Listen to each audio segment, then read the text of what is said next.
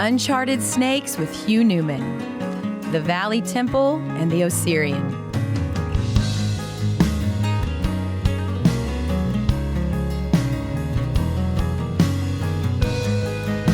And welcome back, ladies and gentlemen, boys and girls, angels and demons and monsters and serpents, to Brothers of the Serpent podcast, coming to you not live from the 10x10x10 tangent cube of science, nestled amongst the dusty bones of an ancient seabed high atop the Everest Plateau, and also perched precariously along a ridge named after rare red trees. Yep. They shed their bark. That's right. So, we thought... Kyle is pouring himself a glass of wine. A fine Syrah. Yeah. 2010. So we thought we were going to be continuing the book report this week, and we will be continuing it in the next couple of weeks, but Ben got back in touch with us and said that Hugh Newman wanted to join us, and he wanted to do it this week because he's in a place where, and he's about to take off, and he won't have internet. So he was like, he needed to do it now. So that's what this show is. We did. We joined Ben and Hugh watching Ben's footage from multiple trips to the Valley Temple, which is right next to the Sphinx, and the Osirion. And just had, all in all, just a fantastic conversation based around what we were looking at in the video and the pictures. But Hugh's got great perspectives on some stuff. He's one of the founders of Megalithomania. And I've been following his work for years. Yep. Both of us have. And so it was just really good to... I like the way this guy thinks. Yeah. For sure, absolutely. Yeah. And as always, Ben's footage gives you gives context. Yeah. To the sites. Right. He's walking through it. He's looking around and... Yeah. Okay. You kind of get something you don't get from a lot of the other types of presentations. Yeah, or about the site and or other videos, like because they're tourist videos or what. Ben is Yep. Puts you there. Yeah. So watch the video. Yeah, the video will be coming out soon. Depends on when Ben gets it, because he has to go through it basically and get it ready, and then he gets it to us. And for the vast majority of the audience, the video will already be out. Already be there. That's right. Well, so I think that's it. We're not going to do anything else, but I can tell you that Bitcoin is at $52,292.87 as we speak. There we go. There you go. When the keyboard fails, which never happens, use the bell. Right. And Ethereum is 1614.09. So that one's gone down since the last time I looked at it. But yeah, I think must be lots of sunspots. Well, yeah, Bitcoin was at almost 50. It was 59 last time we reported it, so it's gone down a bunch too. So yeah, it fluctuates, but buy it anyway. That's my advice, economics advice. Never thought I would think. I wish I would have bought Bitcoin when it was at 30,000. Yeah, or 20,000. I remember it was a huge deal when it went up to 20 grand, and everyone was like, "Oh my God, sell!" Here we are. So I think it's going to keep going up. But yeah, don't take any economic advice from me because I don't know what I'm talking about. But buy Bitcoin. Yep. In the past, I would have bought one of those donut-shaped rocks. Yeah, I agree. I would have bought one. How can that possibly be currency? All right. Enjoy the show. Yep.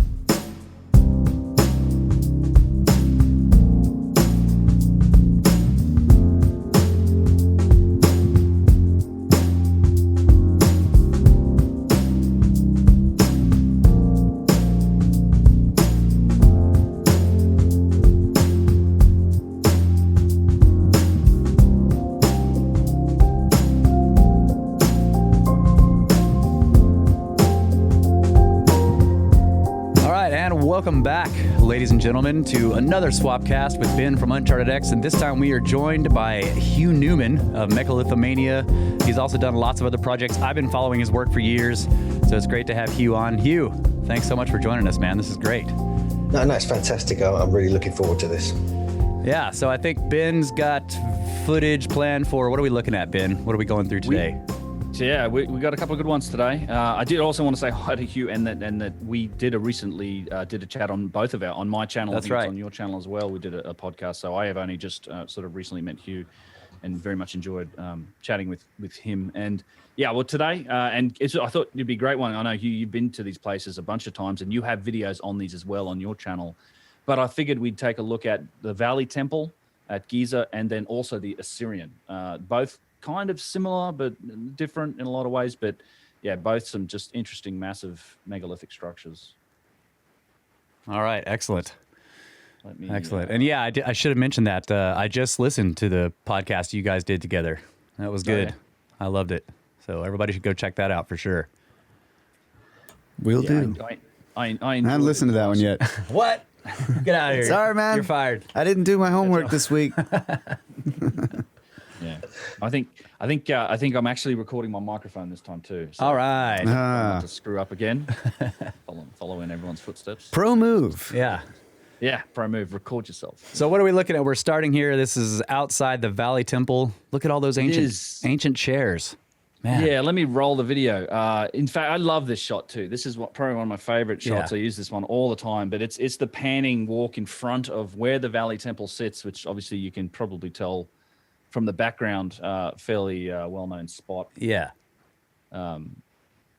Yeah, this sits right at the end. So this is the structure that's connected to the causeway that runs to the second pyramid. You can see there on the left of the screen. This is the temple that kind of sits at the bottom. Called the Valley Temple because it sort of slopes down, and often pyramid structures have these temples in a valley in front of them. Yeah, real interesting location. Obviously, I mean, I'm sure many people know a lot about this, but it's we'll get in and take a close look at all the different aspects of it, or at least many of them. But as you can tell, kind of the interior core of it's made up of these just gigantic blocks of limestone. Yeah. And they look very heavily weathered, and we'll take a closer look at them and talk more about them as we go. But then the other thing to note is that it was all cased in granite. So all that limestone has been cased in granite. The interior structure is cased in granite. And, at a high level, the other part to mention here is that it's the remnants of what was here. There was quite a bit more to it at some point in the past. So I have a couple of structural questions. Did they flatten the bedrock there? The original builders, when they were putting these blocks there, how did they make that spot? Did they have to flatten things, to make the foundations? Do you know? I think a lot of it was they kind of like landscaped a lot in this area. I mean, one of the things with this, as we go to the front of the Valley Temple here, in the front of the Sphinx Temple, we actually have that whole area, which you can just see now, was water. There's actually sort of megalithic bridges going over, and so water came up very close to this particular spot. And the interesting thing is about that is that the causeway coming down from the second pyramid, which comes down to the whole Sphinx and Valley Temple, that appears to be, I believe that's older. I think quite a few people agree with me on that maybe even older, maybe the origin point of the survey of the whole Giza Plateau, in effect. Yeah. Because if you look at the causeway from the Great Pyramid, it goes much further, almost into the local village of Nazareth. And that would have then joined the water much further away. So that suggests that causeway and any temples were there then were built later. And so because of the water coming in much closer to the Valley Temple does suggest a possible extreme or older, site or older part of the site. And then when you look at some of these blocks here, we're looking kind of at the part of the Sphinx Temple here, I believe. They are gigantic, and the ones on the outside of the Valley Temple, these limestone blocks, and also the other temple up near the second pyramid. The stones are just ridiculous. I mean, seriously megalithic. We're talking 100-ton, 200-ton estimates in some cases, maybe more. And so, number one, why were they using such big stones? Number two, how do they move them? How do they quarry and move them? And how do you lift them up that high? I mean, it's utterly remarkable. Yeah. And then it's almost like, from what I've seen there, the granite is almost like being shaped to fit round these ruined limestone blocks.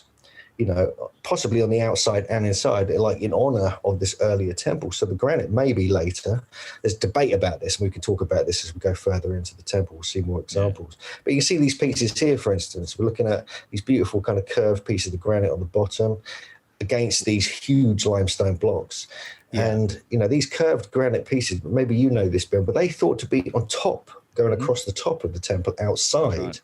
Is that because, so it has it would have had a granite outer and inner of the Valley Temple, and the older limestone mega blocks would have been there earlier, and they kind of built around it. So I find that fascinating.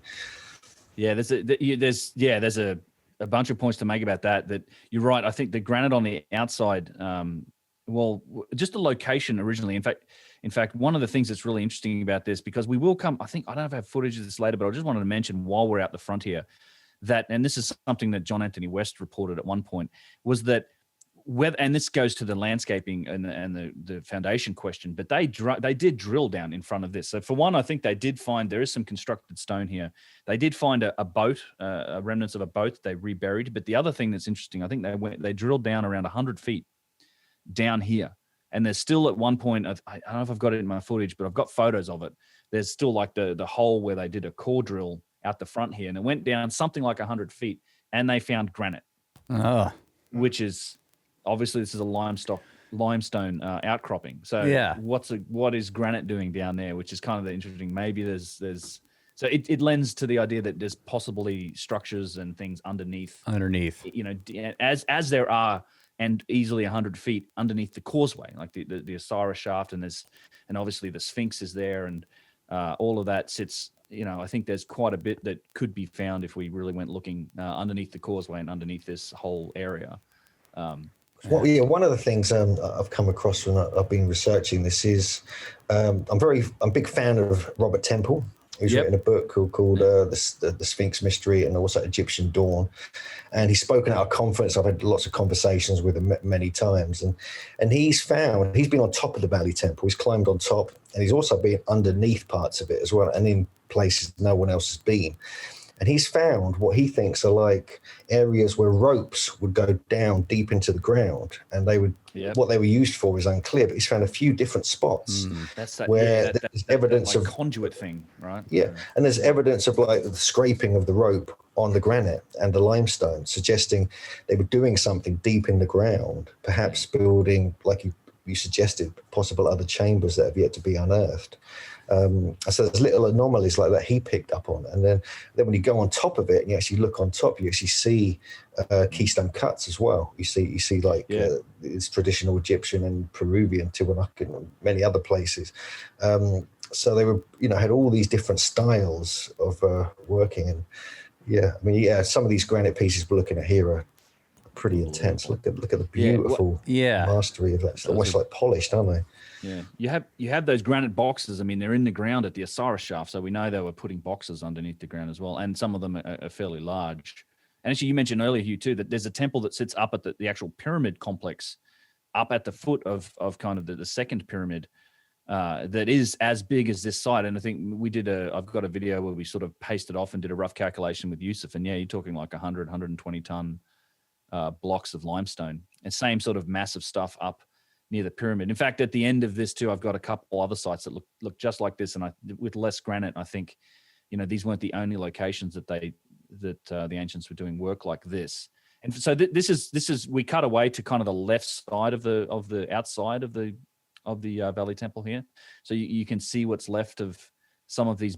I don't know what to call them, like these curved balustrade almost blocks. And like you said, Hugh, I think these were up the top. But this is some incredible work. I mean, you kind of get an interesting perspective on just the precise nature of the curvature.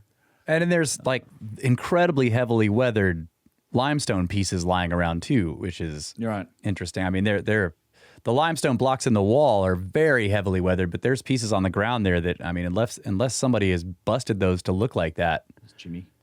I mean, they're just, that looks like it's been out in the weather for forever. Yeah, it's really interesting. There's even up at the structure next to the pyramid. It's even almost more weathered. You've got these there's some tremendous erosion that's happened to the limestone. And the interesting thing about it, I think Hugh mentioned as well, is that it seems like, and Robert, I think Boval as well as Robert Schoch have come to the conclusion that this granite was shaped to fit the weathered limestone. And in fact, we'll see it as we go around the corner. Yeah. I've actually got a shot of where he looked at it and figured this out. So the idea is that the back of these granite blocks, and as you said, it cased all of these stones. So we had an outer and an inner layer of granite on both sides of this limestone. But there's some evidence suggests that the backside of these granite blocks were actually shaped to fit the eroded limestone blocks. Yeah, which I don't want to interrupt you, Ben, but can you back it up to where you were looking up at the wall, the limestone wall there a second? It was maybe 10, 15 seconds ago. Yeah, let me do this here. There was something I saw there I want to point out. Up here? Keep going. Back. Yeah, okay. Yeah, that's it. Okay, go forward again. You want the backside? I'll pause it here. Yeah, I need to watch there we go. Okay. Yeah, go forward. Let it go forward. Right. I know you guys are dealing with a little bit of lag. Yeah, right there. This cut out space or something? Yeah, what is that? Nub? Yeah, look at that. It goes goes across 2 blocks. Isn't that a seam right there? Or maybe it's not a seam. Maybe it's just part of the limestone. I can't tell. Not sure. Well, one of the things I've noticed with these blocks, in this particular temple, this is what you get a Baalbek as well in the main temple. They're even though it's limestone, which has got severe weathering, you can't fit like a credit card or a paper between the seams, even in the limestone, not just in the granite, in the limestone. And one of the other things, you can start to see it here, and maybe we'll see more when we see more footage, that there's a polygonal aspect to this as well. Yeah. Even the mega limestone blocks, clearly we see that with the granite when we go inside the temple. But you get that with the huge blocks as well, and they're kind of put together. But it's really hard. You've got to really look carefully and catch it at the right light to kind of actually see the seams and the way they're shaped, and they're kind of curved inner corners as well. And so there's a lot of detail which you don't, unless you really carefully take a look, you don't see it. And obviously, when it was new, however long ago that was. It would have almost been like the original seamless casing of the Great Pyramid. It would have been like clear, kind of perfect, really almost shiny, in some respects. And that's a good point too, because a lot of the finish in here is quite rough on the outside, and people think it was kind of deliberately done that way. But it's almost like that outer casing layer of the very fine polished stone has fallen off. It's been damaged, or there's an effect on the stone, which is an interesting theory if you consider maybe there's a reason that this structure was cased, and we saw some of the stuff at Karnak where there was an effect to some of the granite.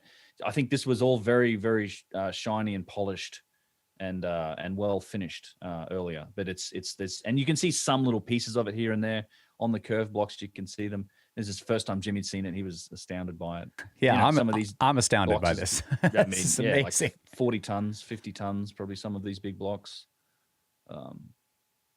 Here's that cornering. This is where it gets kind of crazy. I mean, just to be able to do that, create that. Even if you're doing that with like Lego size blocks, that'd be quite hard to manage. Yes. But this is kind of crazy. And obviously, we have the comparisons with Peru, Sacsayhuaman, Cusco, and so forth.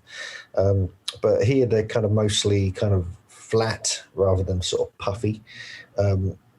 But yeah, I mean, just the detail of this. I mean, when I've been there with Youssef Aouian as well, we're still like bewildered. We're still trying to work it out, because copper tools really to create this kind of accuracy and precision.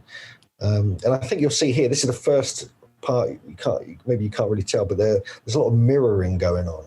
So on one wall, you get almost a mirrored version on the other wall, and it's not exactly the same every time. They have artistic kind of differences, but it's generally doing that. And this is something you find throughout this particular temple, especially when we get into the main part of the interior. And what are the little alcoves? Like I saw it was a little inset hole on the left wall when you're walking in. Yeah, there's a few of those about actually. When we get inside, the larger alcoves were where supposedly these statues. These was it diorite statues of Caffrey were found, Yep. and the larger one was found in the pit. But no one really knows what they're for. I mean, were they acoustic? Were they kind of tuning the temple, or was it actually, a ceremonial ritual thing? Would they replace something there? Yeah.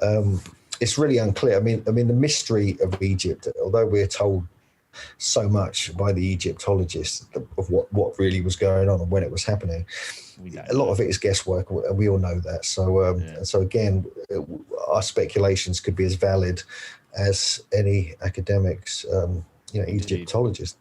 Yeah, it's a giant story that we're all putting together based on the same amount of evidence. I'll just throw this in here while we were going. I just paused it just to show you that it's an example of the finished surface here, the flat worked surface, and how it's different. And this has all been flaked off or fallen off, or somehow either it's damaged or whatever. But I suspect this is what all of the walls were like. But today you just get that rough finish. But I think originally they were flat and smooth, and you can kind of see how it's the difference. Yeah.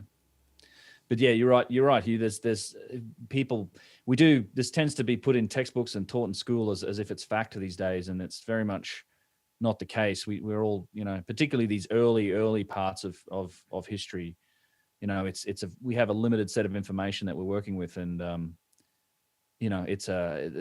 think, as you say, the other interpretations I think are as just as valid as the mainstream. It seems like an awful lot of work to go in and take off all that polish. So if this is naturally just eroded away off that granite, how long would that process take? I don't. Yeah. Seems like. I don't know.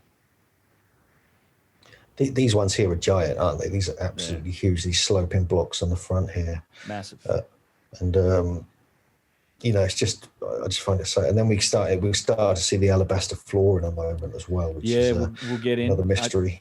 I think I wanted on this trip. This was the footage. This is footage from last year, end of last year, and I was like, we're not going in yet. I wanted to take a look on the right hand side here and a close look. So in this area in front with these floor tiles, I believe is where they drilled. And keep your eye open for like a tube sticking out of the ground, because that's where they did a drill.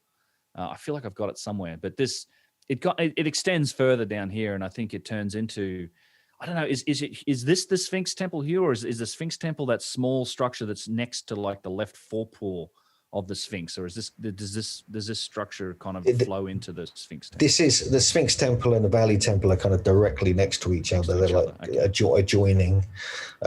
But it's thought that the Sphinx Temple is, number one, it's completely encased. It's mainly, obviously, as you know, it's mainly limestone. And it's been cut out. I mean, basically, it's been almost like cut out, but it has no entry. It had no original entrance to it, which is odd. Especially, it certainly didn't have an entrance coming in from the area of the Sphinx. So that's strange. So people will question what that really means. Also, inside it, you have these huge pillars, almost like megaliths, standing upright, and I think in pairs in some cases. There is granite in there as well. There are elements of granite. I mean, I've never been able to go in there. I've tried a few times, but I've never actually got in. But Robert Temple has, and following his work, he's found all these anomalies with both these temples, really, and the fact that he thinks they could be like separate temples as well, possibly built at different times, even though the limestone is quite similar. This whole area you're looking at here, this is the whole area that would have been probably had some water in it as well. It would have come right up to here. There would have been canals coming in from the Nile, which would have been fairly close when this was supposedly built, like a few thousand BC. This would have been mostly probably covered in water. Yeah, I'm just zooming in because I believe this here might be where they drilled down and they found granite. There it is. This is the little prong sticking up. But yeah, as you say, this was probably full of water. It would have led down to the original, I guess, Nile. Let me just make that go back to the correct. And if they were, that's interesting, because if they drilled there and they found granite, which could be evidence of boxes or chambers or something in a complex below ground, and yet they had filled that area with water by digging a canal, It seems like It those could- underground chambers would also have been filled. I don't know. Possibly. Yeah. Yeah. Because if it's limestone, the water's going to, unless they sealed it somehow, the water's going to seep through and Yeah. Yeah, or like a granite structure. You're right that it would, if there was a water table. Yeah. I mean, we have the water table issues there today. You go down to 100 feet, and that's the Osiris shaft is full, at the bottom is full of water. And they have that problem with the Sphinx too, right? They have to pump. Allegedly, that's what they were doing. They were drilling. one of the many projects where they've been drilling under the Sphinx that don't really get right. talked about or acknowledged. Yeah, or just So, pumping, pumping the water out, guy. Just pumping the water out. Yeah, I mean they've been digging under there since the 70s. I mean, you got footage of Lena and Hawass in the 70s going there. Let's we'll move forward. There's lots of these little caves and entrances into the limestone and these blocks that are just fascinating. There's areas you wish you could get into and explore, but rarely ever are allowed. But you find these all over the place at Giza. They tend to drift off into the bedrock somewhere, and you never quite know where they go. In fact, you have the same thing happening here, as we'll see in the temple itself. As we go up towards the Sphinx, there's a couple of locked doors that are very interesting, and I've never seen the other side of. So before we move past the tiles on the ground there, what were those, like 10 feet on a side in some cases?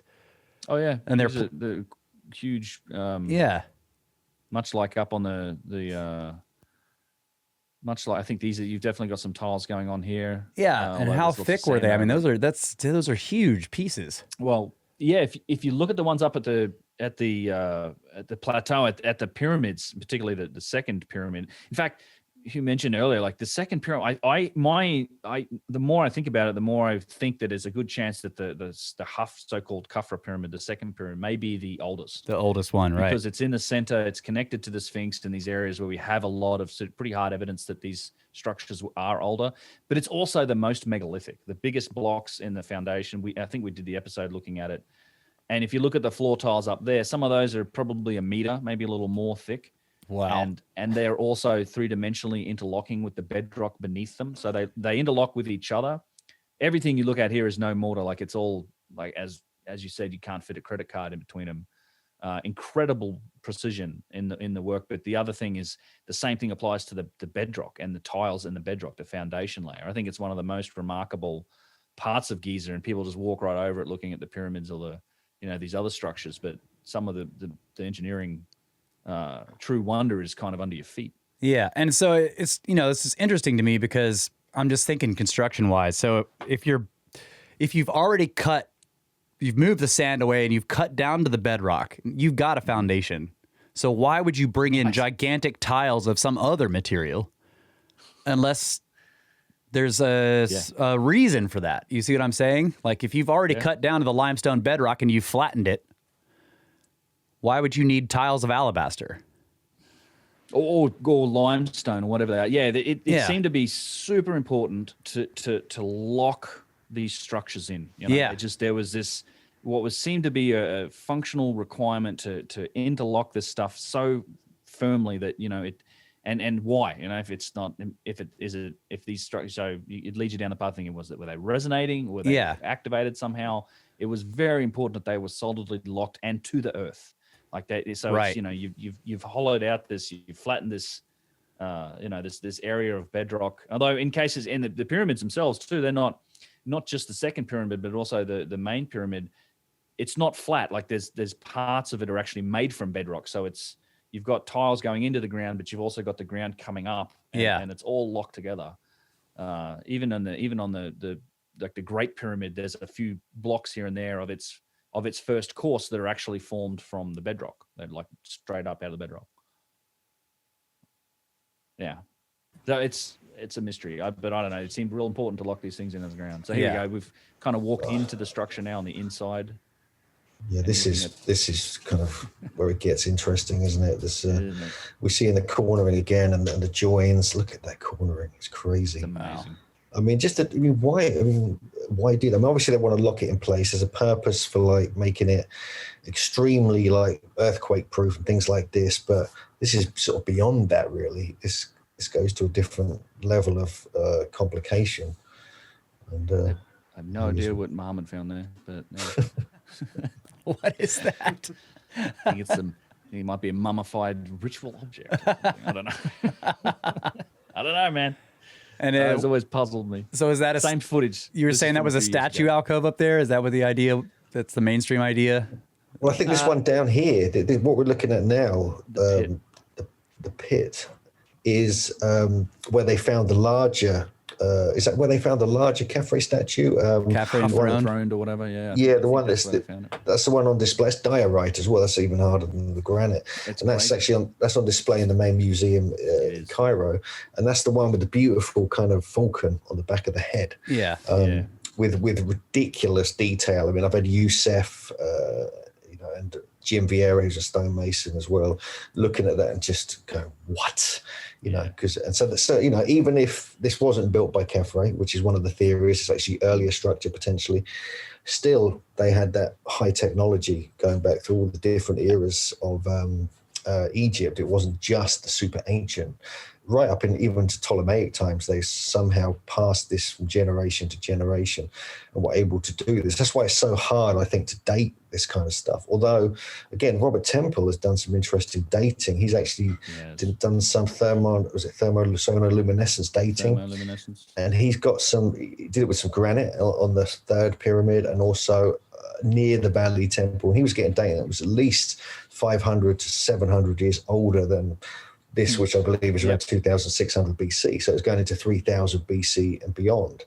But anyway, look, this is the main part of the temple here. This is absolutely mind-blowing. Yeah, it is. There's and the floor is alabaster. We mentioned that it's the white calcite or Then we have this. We have these. travertine. These are odd. I mean, you Yeah. get these darker blocks here. I think Is that that's an either diorite artist- or basalt. Is that like an artistic thing? Is that something they chose, or was it all that was available? It doesn't seem like that later option is correct. But what is going on there? Yeah, it's that real famous stone. I think it's either diorite or basalt, but it seems out of place with all of the red granite. So you have kind of the white floor, the red granite of most of the stone. You have these main pillars, and then you have a couple of either diorite or basalt stones. Either way, you're talking something that's on par, if not harder, than granite itself. You mentioned Khafre enthroned too. Even that statue, which is probably one of the finest works. People have been marveling about that statue. I mean, back when ever since they discovered it, you had stonemasons going, scratching their head, looking at it, going, no idea how to work this material like this. And if you look at, again, take a close look at that museum, look at the glyphs on it. The glyphs are clearly handmade and chiseled, as opposed to the statue itself. So, I think there's a strong chance the glyphs came later. Are we seeing a water level here with the roughness of the lower parts of the pillars and then it getting smooth up higher? You do get water. Yeah, there was definitely water in here. Yeah, you can, when you're in there, it's about 3-4 feet high, something like that. And it's the whole place. You can tell it had water in it, and it was controlled. It was moved through. And it said that, one of the theories is that there were ceremonies in there, going in through the Sphinx, through out the other side of the temple, and all this kind of stuff, all these different things that ancient Egyptians used to get up to. And the alabaster is quite soft. It's not a hard stone or anything. And one suggestion, like, there's lots of different ideas, and I said that was actually added later. That was actually a later kind of reconstruction, but it's not. okay. It's not clear. It's not clear if that's correct or not. Yeah. There are some alabaster blocks in the construction here. When you look in the side doors, which we'll get up to, there's actually some of the wall is made of big alabaster blocks as well. Okay. Yeah. But this construction style looks a lot like the Osirion, I mean, Yes. Which has water in it, right? yeah. Yeah. And remember also that there was probably a second level to this as well, and a roof. So But yeah, it's like, it's almost as though they had the same function. I mean, it's got the pillars, the same, it's very similar in more ways than just like the laying of the stone or the type of stone, It is, and I don't think these are the only two places either, because I've got a couple pictures of a site that if you kind of, after we look at this, we'll look at that and see if you can guess which site it is. But it's it's I think that this type of thing, if it was functional, had something to do with water, perhaps this may have been replicated in a few places. Certainly, there's a connection with this and the Osirion. I mean, they feel very similar.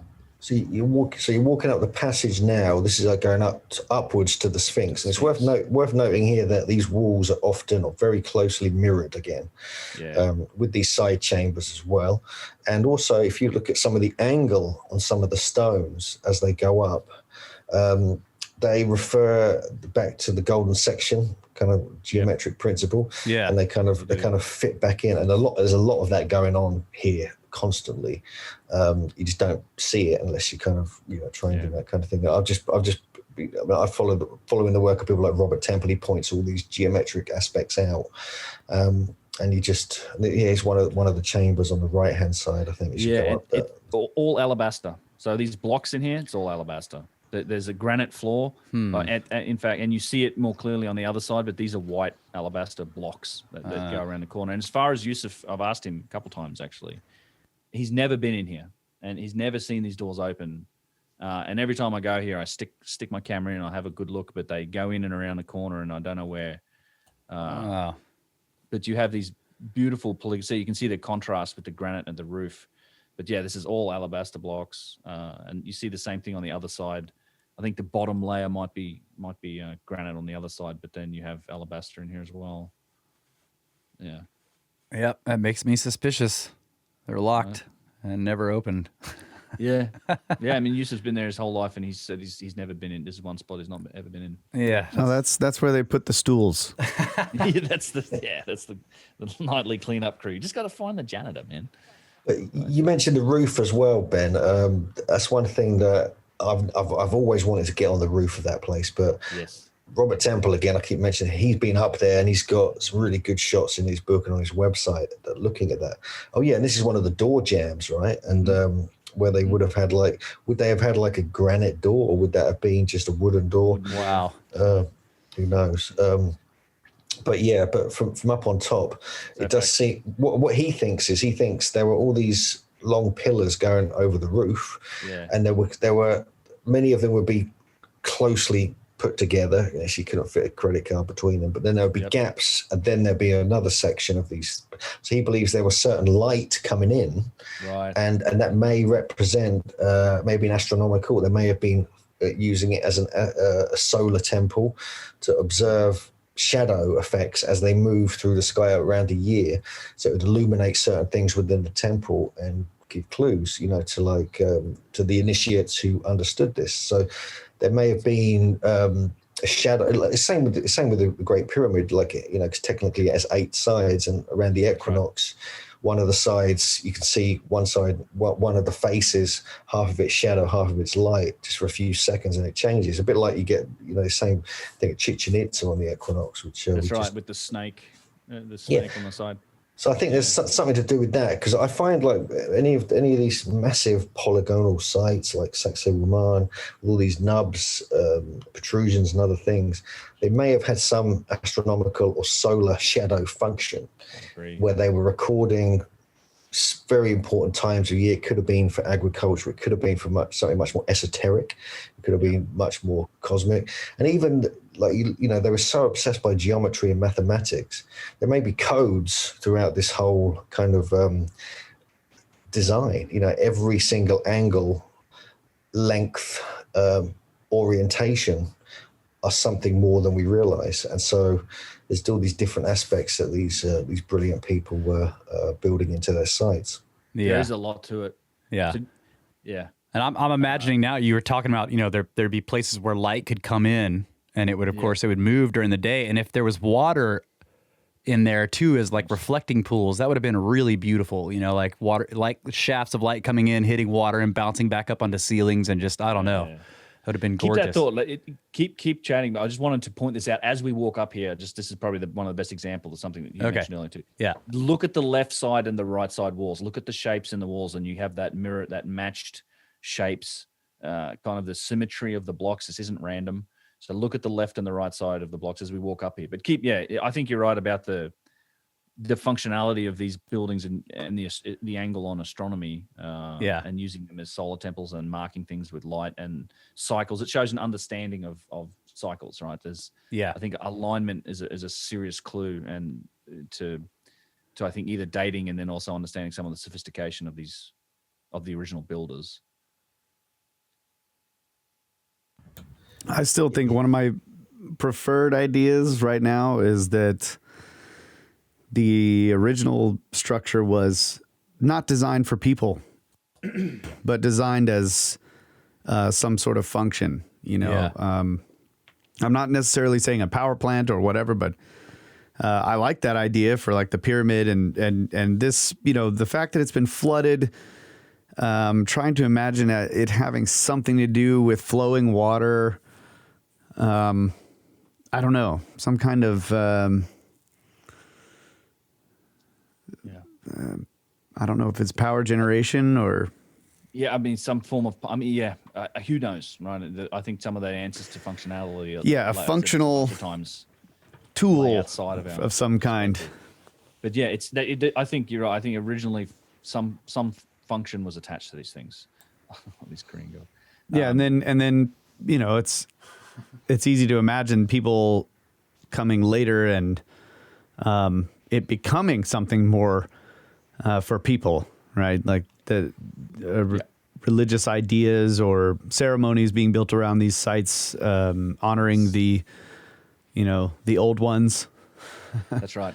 Yeah, I think you have a mix. To me, my picture of it is something along the lines of there's a mix of functional and then what's clearly representational and ceremonial or artwork. I mean, the statues are like that. Like there's a representation of that culture that is embodied in statues, which I think are also older than the dynastic Egyptian civilization. But I think what we know as a dynastic Egyptian civilization, starting in that Old Kingdom, I think were had a strong understanding, or they were connected. I mean, that's what they said as well. They said that they were connected to their ancestors. They called themselves a legacy culture. You had the Shemsu Hor, the followers of Horus and Zep Tepi, and it goes back 40,000 years or whatever. And I think that's a lot of what happened, that they along the lines lost the ability to activate or to understand the functionality or use any of that. So these places became ceremonial. They became important and sacred and religious, and they were built on and they were worked up, and the ceremonies and most of the things that we ascribe them as today as being like temples and stuff, I'm sure that's what they were used for. We have evidence of that, but I think in a lot of cases the objects themselves and some of the structures were inherited, and that wasn't their original purpose. In much the same way as today we use them. We now use them as tourist attractions, and we find them sacred, and we tourist go temples. There. We're inheriting and reusing. I think it's the same. We're just not the first ones to do it. Yeah, it may be. I mean, one of the things that you mentioned is if we look at the Osirion, which we're going to jump to shortly, is there's a whole kind of almost like a procession that can be carried out in honor of Osiris there. Yeah, that's one of the purposes. This has all been written about by various different authors, and a similar function may have been the Osiris shaft, also on the Giza Plateau, incidentally, which is linked with this because it's on the same causeway. It's just off the same causeway from Middle Pyramid down to the temple here, and they think that may have been, it was certainly, whether that was the original thing we don't know, but it was certainly potentially used as this sort of resurrection of Osiris ceremony, going down there and doing all these things and put yourself in danger and so forth. And so potentially there's, I think it was Robert Temple again who actually thinks there was some ceremonial aspect of the water and sailing through the Valley Temple, either to or from the Sphinx, and then back to the second pyramid as part of this process. So it's all, again, this is like, what do we know? I mean, we're just, we're trying to put together the mythology with what we can see for what is available to see now. So it's hard to gauge what's really going on. But with the precision you're finding here, it's so precise. And this goes back to the ancient technology idea that to be that precise, it's more like a machine. It's more like a functional kind of technology rather than it is a temple, because churches aren't built to that kind of level of sophistication or chapels and things like this, or shrines. And so I think there's I think everything we just mentioned previously echoes that. And also when there's ceremonies and stuff, a lot of times they have hidden clues as to what the original function of the thing was. Because there's a memory in some way that was passed down, and so the ceremony can sometimes mimic, what the original function was. So I don't know. It's a very cool puzzle, but we are way past our first break. Yeah, we weren't watching the time. I was going to ask you guys. Yeah, It's fascinating. Sorry about that. All good. All right, we'll be right back.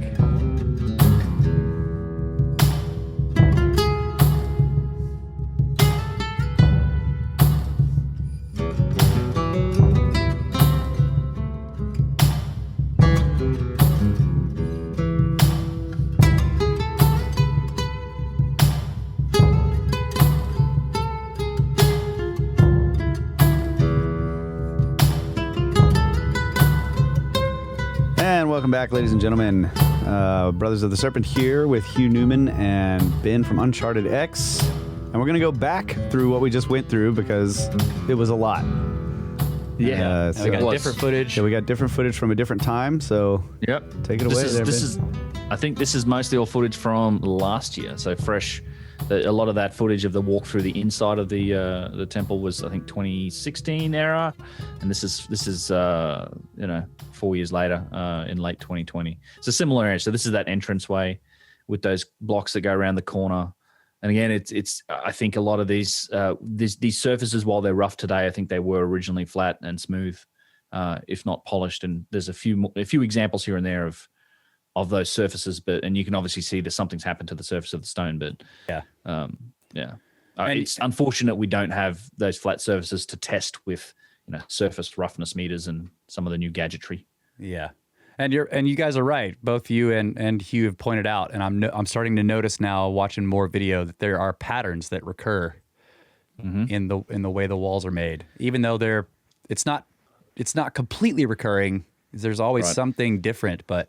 There's like an artistic kind of choice they're kind of playing with, isn't there? That block there.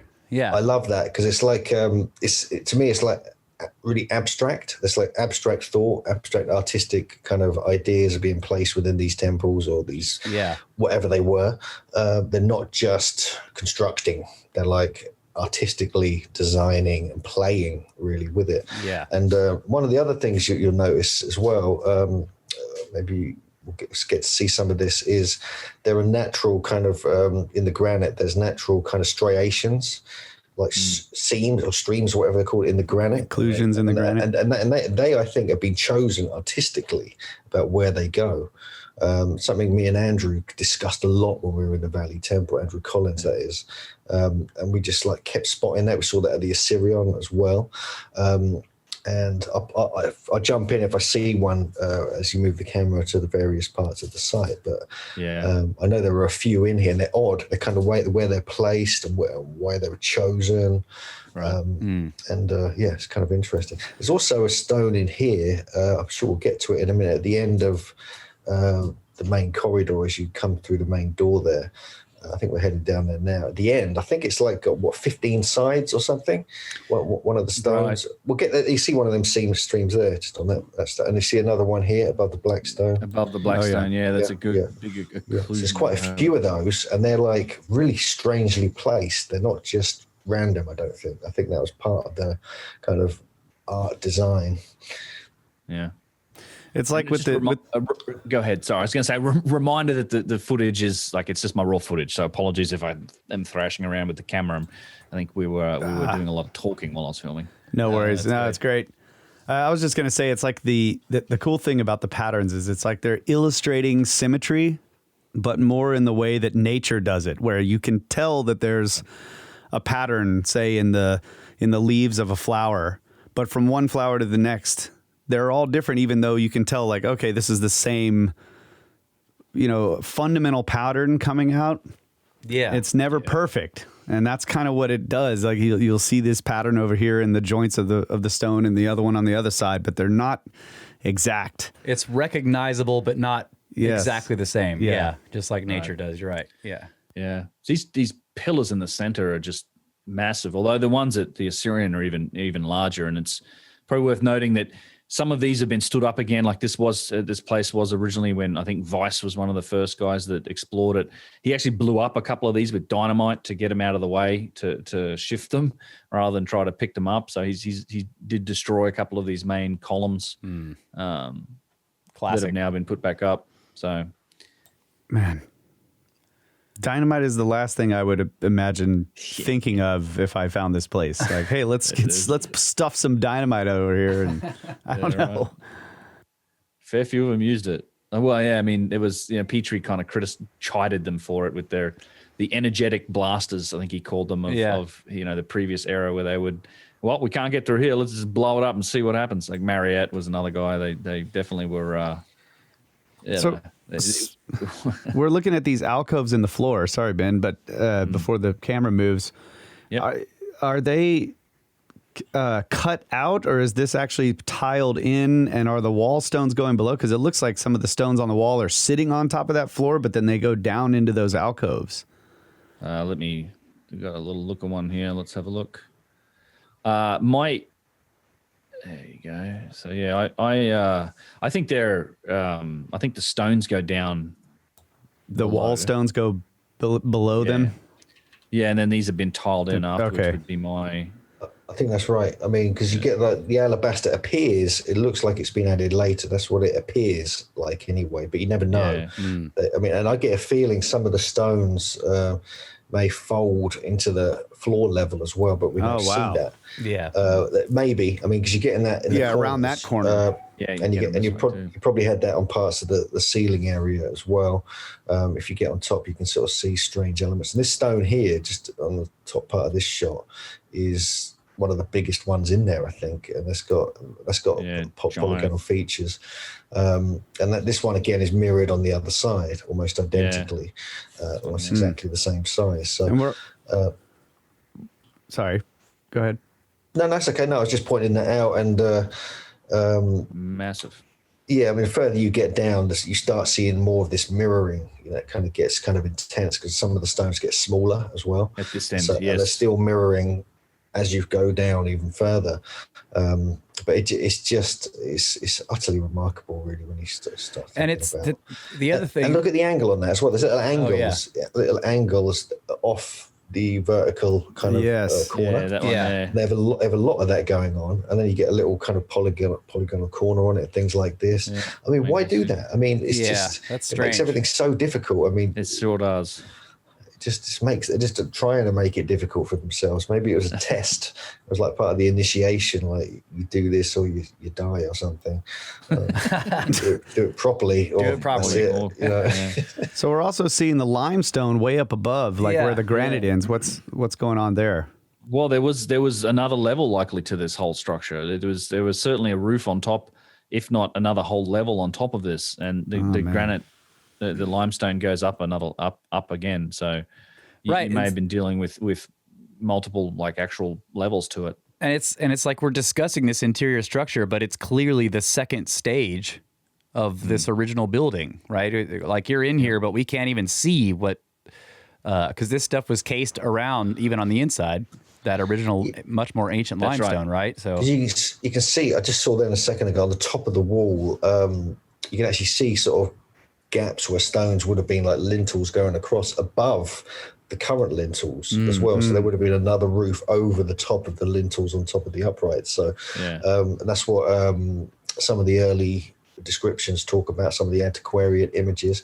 And like you said, the giant limestone goes even higher. I mean, it's like the on the outside. So I mean, what was that originally? I mean, what was the structure there originally? I mean, what would that have looked like? That combined with the Sphinx temple next door, it would have been absolutely mind blowing. And how old was it to get this eroded? I'm not like you deliberately, found pieces of limestone that were eroded and you sort of decided to build it out of that. Like it was pretty clearly made with cut blocks of limestone that have subsequently eroded and then been cased in granite. And then they still attribute the whole damn thing to the fourth dynasty. So, the very beginnings of dynastic Egyptian culture as we know it, which doesn't make any sense. It's part of the whole contradiction of the old kingdom in general. Like you can't, how do you case something that's already ancient in granite, and then the whole thing apparently was all built in the fourth dynasty for one pharaoh. Right. This stone here on the right, the cornerstone of that door, I think it's the one on the right at the bottom there. That is one of the strangest stones I think I've seen in Egypt, where it's like got something like, how many sides has that got, Ben? It's like, was it 18 or 17 or something? And it bends around, the hole goes through the whole door, then joins up with the other wall. And so the amount of corners and bends in one block, I mean, just to choose to do that is just that one there, and it's just crazy. I mean, I forget how many sides and corners and other things there are with that, but unless you look carefully, people just walk past it and don't notice that. Yeah, it reminds me of a stone that's in the Coricancha in Cusco that does the same thing. It just has all these angles, and it's the same sort of polygonal masonry. But there's one stone that sort of goes all the way around an inset doorway, and it's the one piece that travels all those corners. And you've got the same thing at the Inca Roca walls, the fifth so-called, I think it's the 12 angle stone. There's one big piece of granite that's got 12 faces to it that are shaped with all of its neighbors. And, those are even crazier because they're curved. They're not all straight sort of shapes. So you can look at the alabaster on the floor here. Yeah. Do they know the source of all the, the red granite, the limestone blocks, I guess, came from the Sphinx enclosure, but and then where does the alabaster come from? Do they know all this? Have they figured this out? So alabaster, this white calcites, it's a spring. You have to get it. It's like it forms next to natural springs. So you have to dig it up out, and sort of for big blocks like this, it has to be deep in the ground, like close to the source of the spring, apparently. According to Yusuf, from what I understand. I don't know if they have the specific source for the alabaster or not, but it has to be, there's only like a few places where you can get it in quality like is used here. Yeah, I think it forms in caves too. All right. Yeah. Yeah. Interesting. And then of course they attribute most of the red granite, the pink granite, to Aswan, which is 1,000 kilometers, 500-600 miles away. Wow. And even as much granite as we're looking at here, we know it's a tiny fraction of the amount of granite that was shipped up here. Yeah. Because again, they say first couple courses of the second pyramid cased in granite. Right. There's granite up and down this place. Like the temple, the structure in front of the pyramid itself was all cased in granite. Much like, and it would have looked, I think it was all the same sort of work. Most of it got quarried and knocked down, and for whatever reason, this was buried in sand and somehow preserved. But as beautiful as the Valley Temple is, I think it's just one of many structures that were made like this. And this is that same alabaster walls on the inside, if my camera ever focuses. Same sort of thing. It's focusing really on the bar. It's focusing on the bar. Yeah. Really odd that these weird channels and passages off to the side have these alabaster walls. Yeah. Again, why? It's kind of like that black diorite or basalt block. Why the change? Why the shift? Yeah. So what's up with the floor there? The ramp is like made of wood. So do you guys know what it looks like? Was it stairs or was it a ramp? Or like why did they floor it with modern wood? Was it? I don't know. It was treacherous. Well, as far as I'm aware, regardless the slope, I think it was just a slope. I don't think it was steps on it. I mean, as far as I remember reading Robert Temple's book again, and the slope is very much to do with the geometrics, the golden section angles, and they were very much following those principles in virtually everything they were doing here. But it wouldn't surprise me if it was like the walls were bending around underneath, but I could be wrong. Yeah. Wow, okay. Just in that real quick shot there, it looked like the hinges were on both sides of that opening. Did you see that? Yeah, I think they are. So that's like holes are in both sides. Yes. Like a double door or a locking door, I guess. Right. That's interesting. Yeah. Yeah.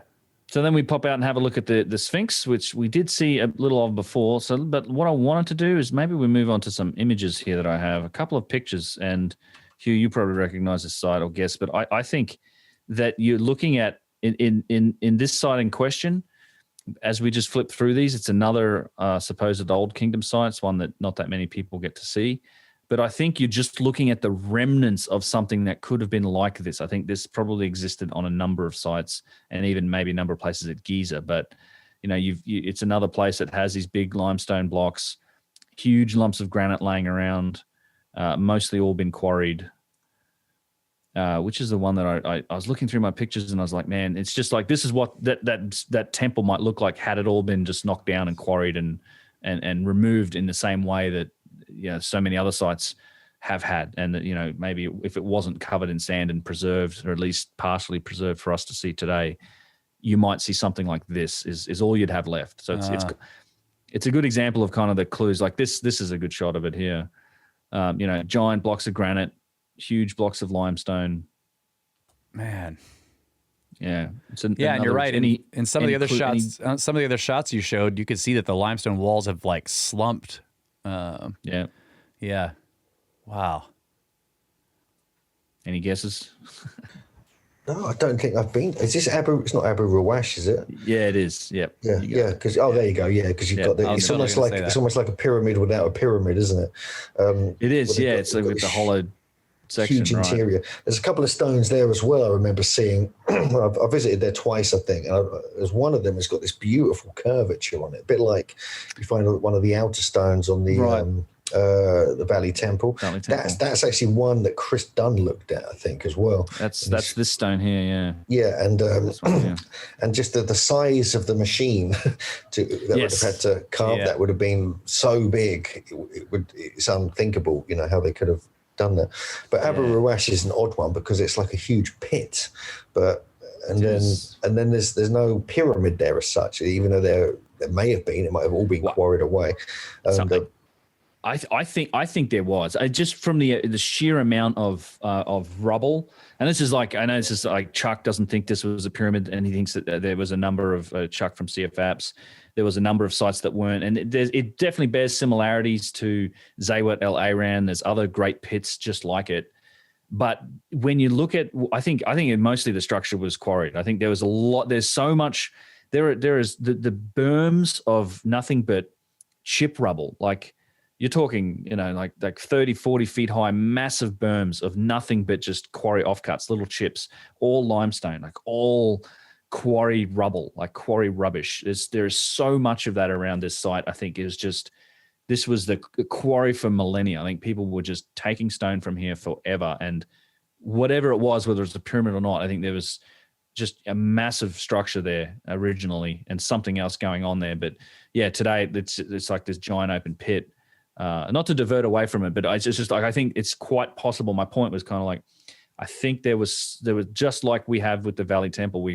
There's a stack of sites that probably had work like that on them, and we just don't have much left of it anymore today. I think you just have the tiniest of clues, which makes this such a difficult kind of space to try and actually say what was going on. But that's when I look at and see some of the stones and the big granite blocks that you do see on these places, and then.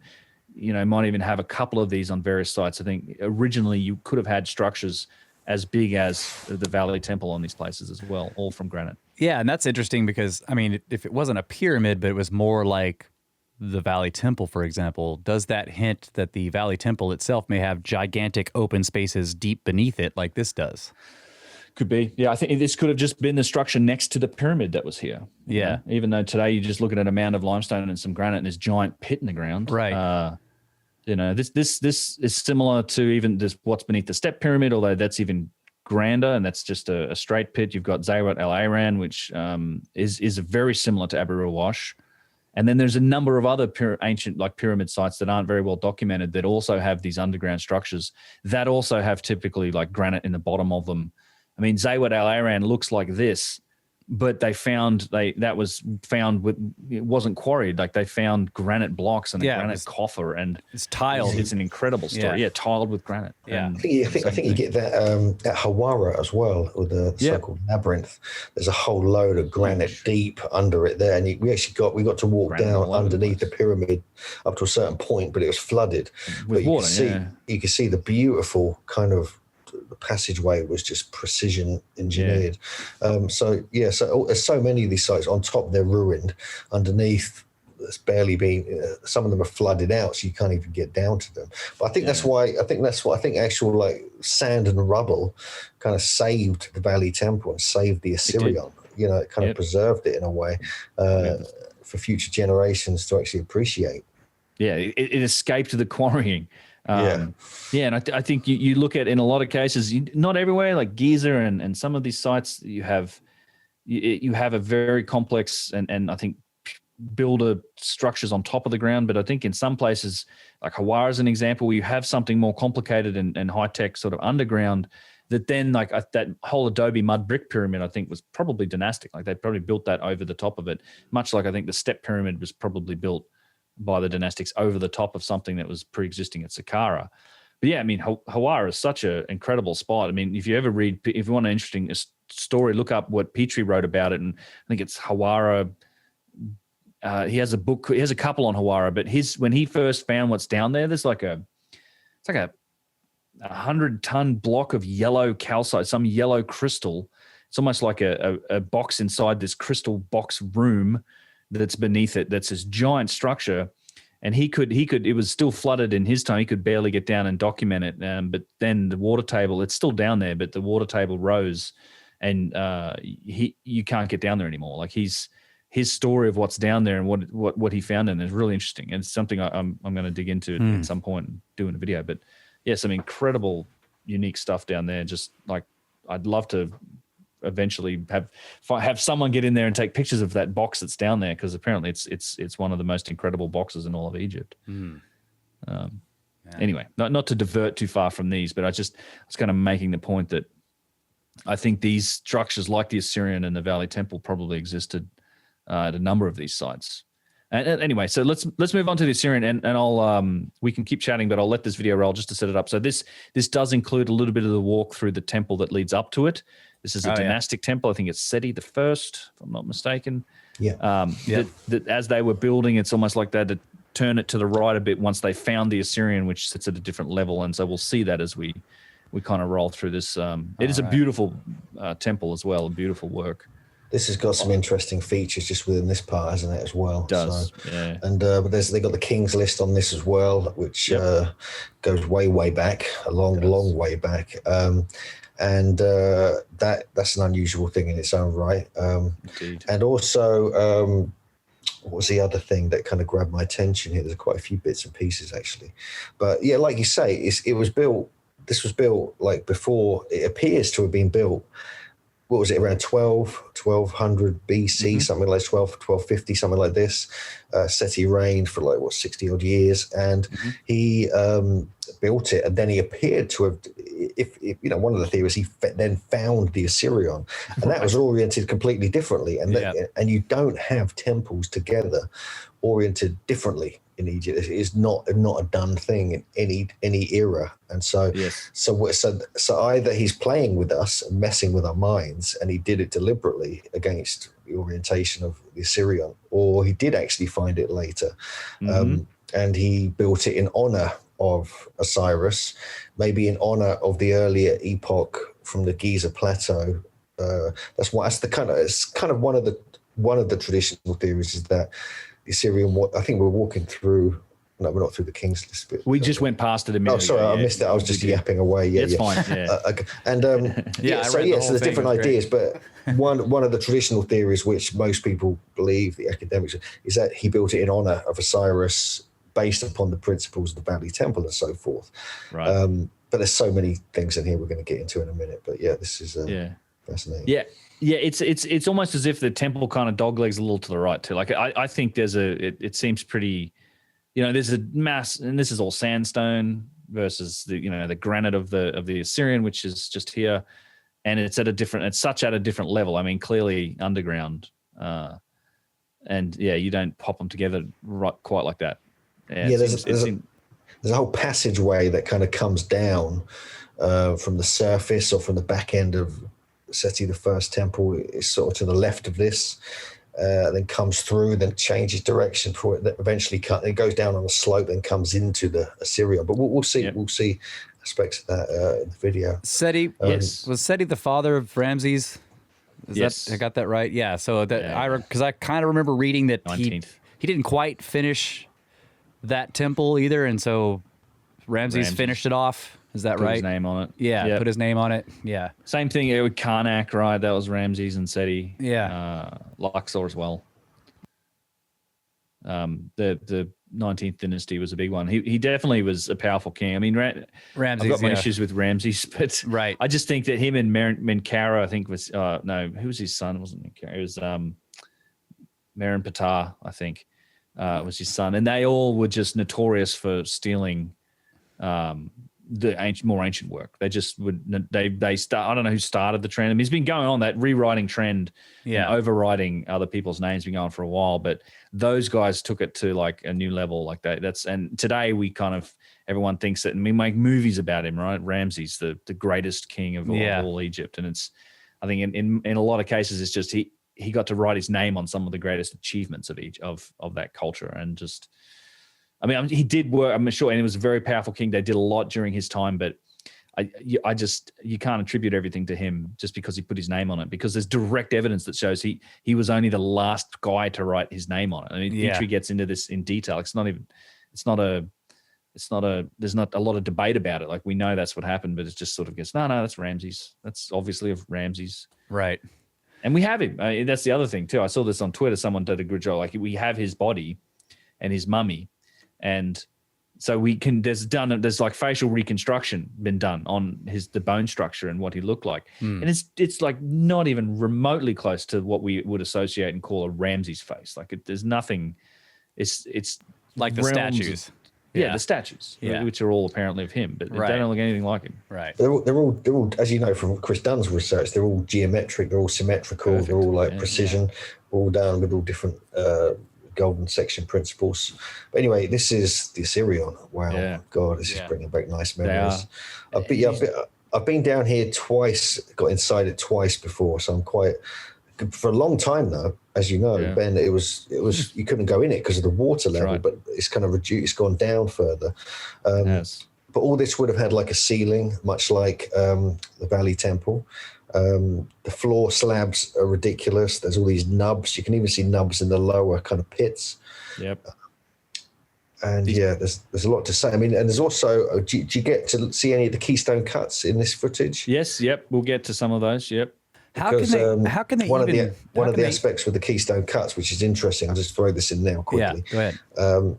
Is the Seti put wooden keystone cuts in, carved his name on them, but did so that's why they think, oh, Seti must have built it. There's one actually in the Ashmolean Museum in Oxford, in England, and so people think, oh, he built it then, but did he just put them in there himself? Because if you put wood in, pour water on it, expands, and it kind of keystone cut. It's not going to hold anything together like 100-ton blocks. But were there metal cuts in there before? There were metal clamps in there before, like we find at Tiwanaku, for instance. But we can discuss that when we see some more. But I just wanted to, that kind of grabbed my attention when I was there, and I'd been to the Ashmolean beforehand. Mm-hmm. Oh God, look at this! This is megalithic heaven. Wow, isn't it? Yeah, it's incredible. I need like 70, 80 tons. These big center blocks, massive chunks of granite. And they've got elements of polygonal sort of puffiness as well. You get this, not only get the nubs on them as well, these sort of kind of like computer keyboard buttons like you get Oriente Tambo and other places. And then you've got this around the edge anyway, not on the main pillars and lintels. You've got this sort of slightly puffy pillow-like, just very slightly. You can see it there. You can see like the little kind of striations and little scoops. Yep. Mm-hmm. This is all. You've got a good light on this. Actually, this is a good time of day. You do not want to step in that stuff. The green is really vibrant. It's green vibrant slime of the Osirion. One of our guys stepped in it accidentally, and he went down to his waist almost. Yeah, it's pretty rough. Well, it does go down like 11, 12 feet from there. There is plenty more structure beneath this that's in the water. So when they found this in modern times, was it just completely buried in sand, or was there rubble? Was it rock and sand, or what?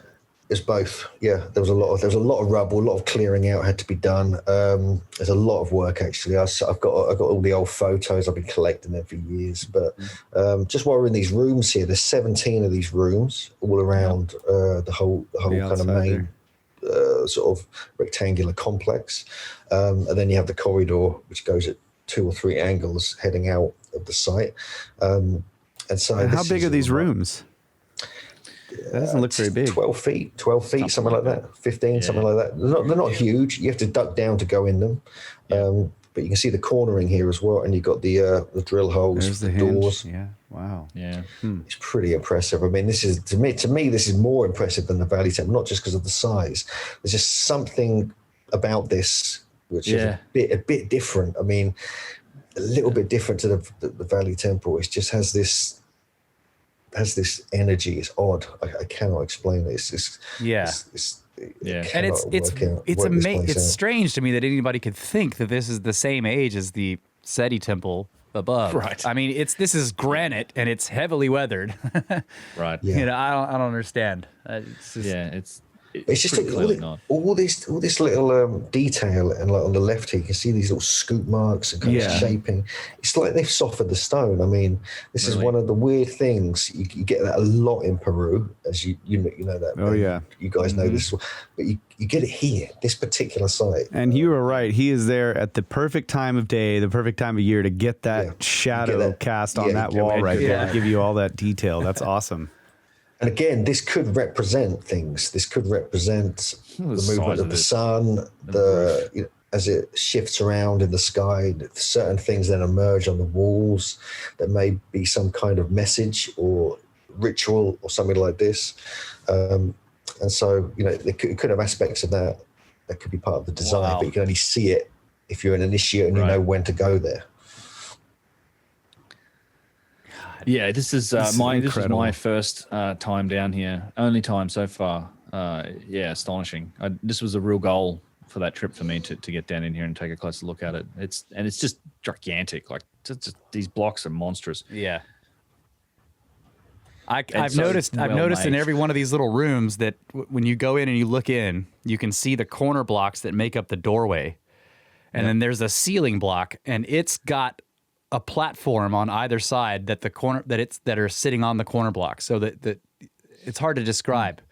It's like there's a projection from the ceiling block that goes down towards the corners instead of the corner block sitting directly on the. You know what I'm saying? It's interesting. Like it's another thing of them going around corners with blocks. I think that it feels. I can't recall that if there's a limestone block in the roof of all of these either, like, or if it's a different type of stone. Yeah, it looks there different. might be some alabaster in there as well. But there's I think the outer walls, which you don't see so much of. I think they're quartzite. That's what I'm not sure. I think they're quartzite or a type of sandstone, which you get on it, but you don't get that. You don't see so much of that. That's what kind of it's almost like the casing around the Valley Temple of limestone. You get, I think, quartzite or sandstone here, but you don't see as much. You see that when I think you go up the tunnel, you see the different types of stone more. Yep, I'm going up there now, I think. Yeah, and but this, I mean, obviously, there's the flower of life in here. I think there's 9 of them, 9 or 10 of them, which are etched or painted or something on them. People aren't sure even how they got on there, and they're very high up. Some of them, so they must have how they got up there. We don't know, but it's just bizarre. Just on this one side here, there's a couple on this side as well. Yeah, and here, and up here. And you can, unless you go in the temple, you can only see 2 of them from steps. That's right. You have to go in there to see all 9 or 10 of them.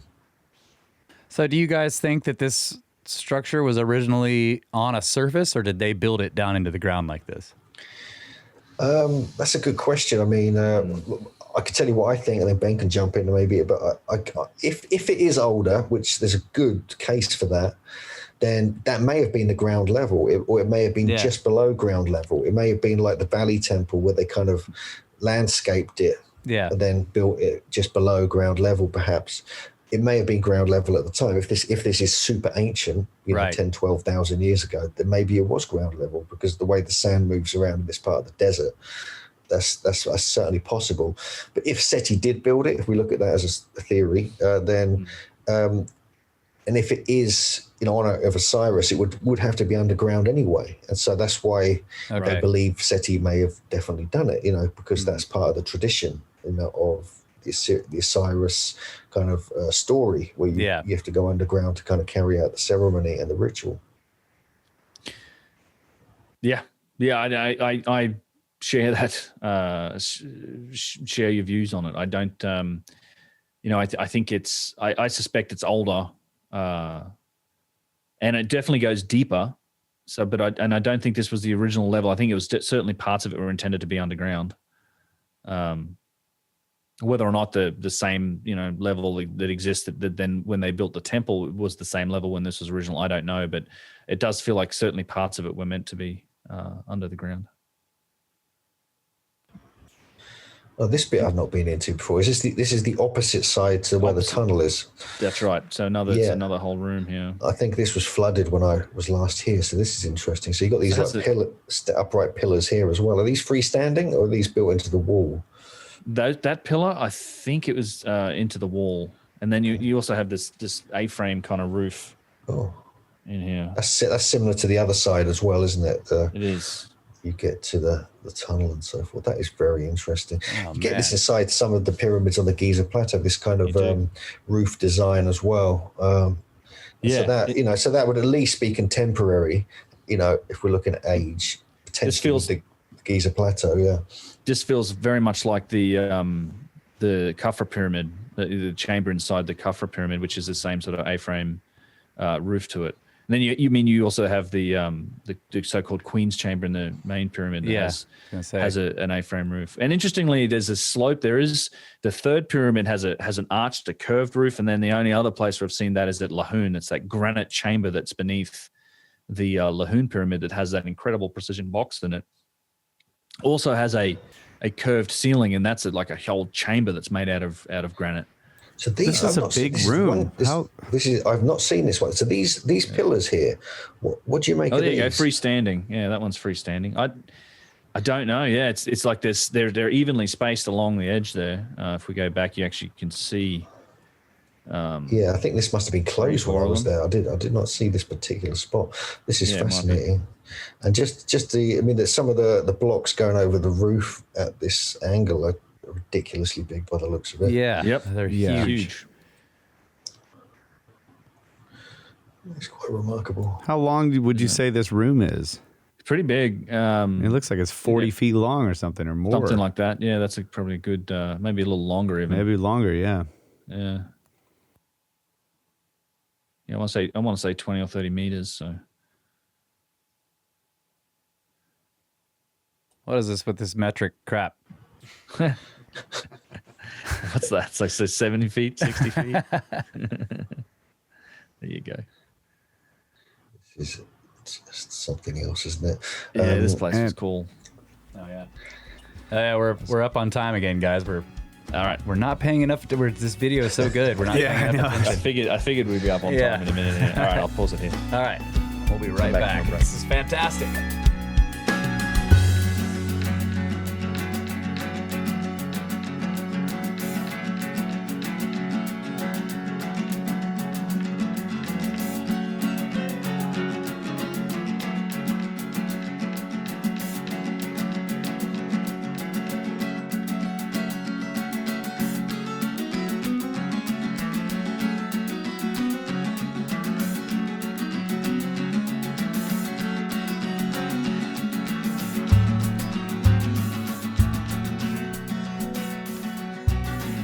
Okay, so we're back from the break and we're checking out more of the Osirion, and the footage we've got here, we're just deep within it, and private access visit clearly. This is where you usually get to. This is where most people kind of have to stop. You see that rope there, and it's actually a bit further up actually, and you just get the view down on it. So to get in there now, they actually have access, which is brilliant. I mean, we do that on our tours. You do that on your tours, Ben, and it's really essential. I mean, for the megalithic people with that interest or the ancient technology interest, they really have to do that. I think it's one of the most intriguing places to actually go inside of in the whole of Egypt. I agree. Yeah. This was my first chance to get down here, and definitely it'll be included on any of the future trips that I do. I think it's, as you say, just essential to get down in here. I know you're going back this year, right? You've got a tour in November. November, yeah. It's postponed from last year, of course. And so, yeah, we've got one in November. We're doing that with my buddy Jim Vieira. We talk a lot about the giant research, but he's a stonemason. He's like, he's the same sort of thing as you said. They do different types of stonemasonry. Yeah. So he's got this background of a professional stonemason. So he goes there and he's like, whoa, he kind of sees it from that perspective. So we're looking at we love the ancient technology side of it, but Jim's a bit of a mystic as well, and I've kind of got that kind of thing going on. JJ's going to be with us, who does brilliant research on ancient symbolism. She decodes stuff as we go around sites, and it kind of blows everyone away.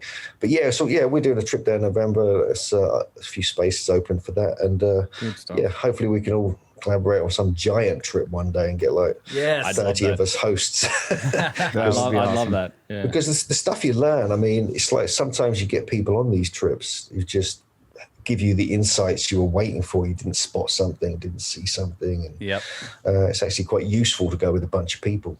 Indeed. Yeah. I love that.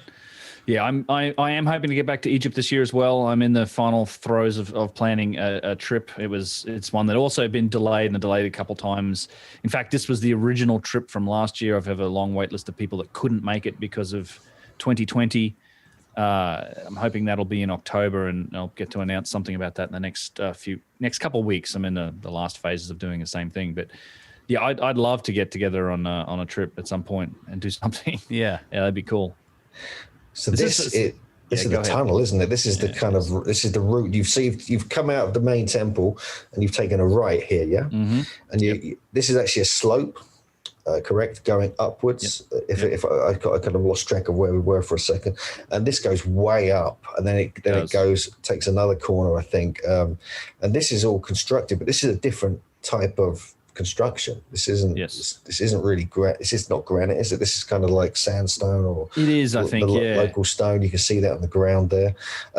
It's not so this is why it's thought that this was added later, and it was designed to connect to this discovery that Seti and his group made, back 1258 BC or whatever. So that's one of the ideas, but obviously the academic Egyptologists believe this was one big design, and it was actually built by Seti as part of his bring back these old traditions. So the jury's out on that one.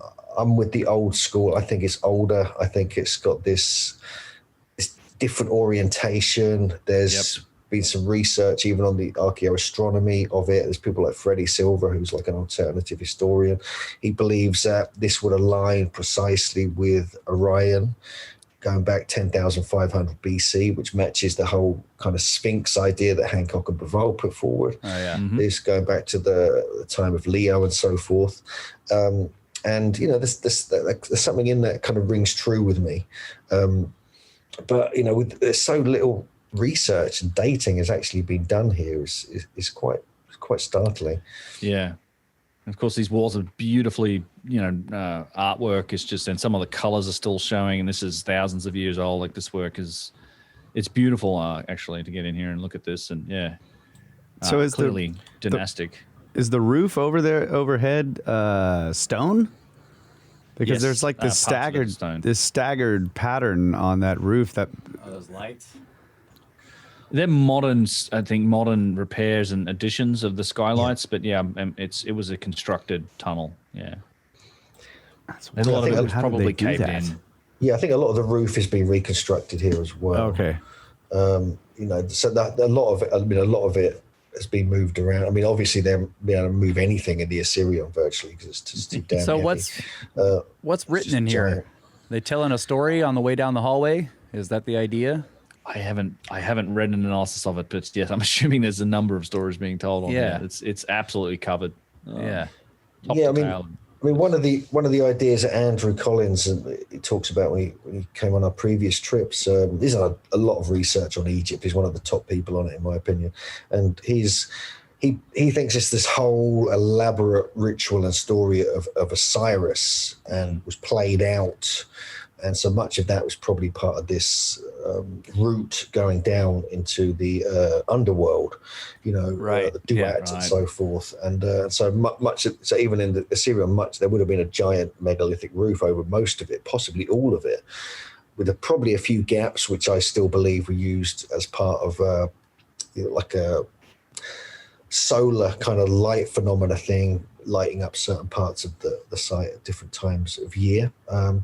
So a lot of this would have been to do that, but this would have been in SETI's time. They were kind of adding this to perhaps this previous temple, but adding their ideas of what they thought that may have been used for. Yeah. So there's a big mystery here. I mean, it's really unclear. I mean, I've read as much as I can on this. I've talked to some top people on this, academics and alternative researchers, but this is kind of where it all changes. Just here, this is where you're going back into granite, going back into the Osirion cropper here. Yeah, and just the massive granite blocks. This is kind of where the real temple begins. And there's all the rubble on either side too. Yeah, yep. And a lot of it's been quarried. You see a lot of those dashed lines. They're all quarry marks. So this was quarried, quite a lot of the blocks. I mean, they're still there, the ones that weren't successfully quarried. But yeah, they've been hacking at this for a while as a granite quarry, essentially. Yeah. Yeah, I've seen there's holes in the corners of some of these blocks too, where they were trying to, so they're trying to peel pieces of it off. Yep. I just that scooping pattern that is on the faces of those granite stones. I don't know. I'm definitely looking into the ultrasonic, using vibration to cut through that stuff. I think that might have something to do with it. I mean, because again, you got this ridiculously obvious Peruvian connection going Absolutely, on. It's so obvious. I mean, and like even this is one thing a lot of people don't. Well, I talked about this with Ben in the podcast. It's like even at Stonehenge, there's 2 or 3 stones that have scooping on them. So some of them are really slight scoops. Others are giant ones. That's on actually a recumbent flat stone on the ground, one of the fallen trilithons. And there's another stone there as well, which even has a nub sticking out of it. This is at Stonehenge. No one knows about this. No one has a clue. And like, I've been there so many times, having it's basically my back garden virtually, that I get a chance to go in there quite often. And it is exactly like what you find at Ollantay Tambo and like Aswan Quarry and parts of this look a bit like that. So what on earth? What on earth is going on? Why are you shared getting technology, Stonehenge? Right? And we have to, there's another obvious connection. These are like trilithons, like you get at Stonehenge, right? Saying it's a bit too obvious to mention, really, but it's but that is a similarity. You can't deny it. And there's actually mortise and tenon joints you get here, and you get that in parts of the Valley Temple as well. You get mortise and tenon joints with this little nub and a little hole in the stone above it to hold it in place. So same elements of technology being played out in different parts of the world. I'll just flip back to the I think you're right. Yeah, the flower of life. We'll pause on this briefly. Interesting that, as you say, like no one's real sure if it's etched in there. Yusuf has an interesting take on it. He thinks it's a distraction. He's like, people always talk about the flower of life, but what they're sort of missing the innate technological wonder of the thing it's drawn on. Like this 70-ton block of granite that's been precisely shaped and moved and shipped here. Yeah. But yeah, no one really knows. Like some people think Pythagoreans did this or something like that, in later periods. Obviously doesn't seem to be. I like this here. It's obviously a sign that other people have found this place to be remarkable and sacred pretty clearly. Yeah. So whatever they did or however they did this, it's an indication that, I mean, this place is pretty profound when you go in it. It's like, you just have a brief think about it and you start going, holy crap, how did anyone do this? Yeah. Yeah. But with just the geometry, I mean, I know I've been in there with Yusef. He's kind of sort of not so interested in that, but the flower of life. Oh, it's incredible. They're pretty big, and they're really hard. You try drawing that on paper, Very difficult. Even with a compass and everything, and pens and everything, but you do it on a bit of granite, like 15 feet up, etching it into a wall. That's tough. That is tough. That is tough to do. I mean, regardless of the ridiculous size of the blocks being moved. Well, I have a T-shirt with it on there. I mean, there is a lot to. I don't want to dismiss the flower, like the whole what it represents in terms of sacred geometry and everything it's profound too. But I was just relating. Yusuf had that interesting point because everyone's looking at it. He's like, wait, look at the block it's in. But yeah, it's you were dogging on the flower of life, bro. Come on. yeah, I was. Yeah, I should do it. I said I'll wear my Flower of Life T-shirt. for You next gave that T-shirt away. No, it's No, but it is. It's Howard. the geometry. Is kind of a universal language. So it is interesting that would be put there, and I like your point Is there that any on the ceiling? I don't even know.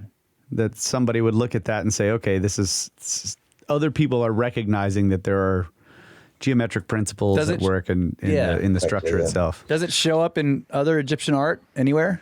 The flower?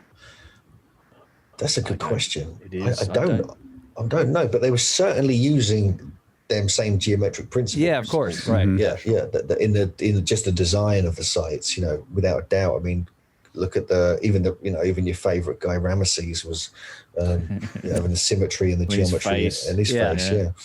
It's just interesting that if it's not really an Egyptian thing to draw, it makes you wonder who put it there. And that's why I guess you were suggesting the Pythagoreans maybe, or I've heard that. yeah, that makes sense. I'm just Possible theory. But yeah, it's a.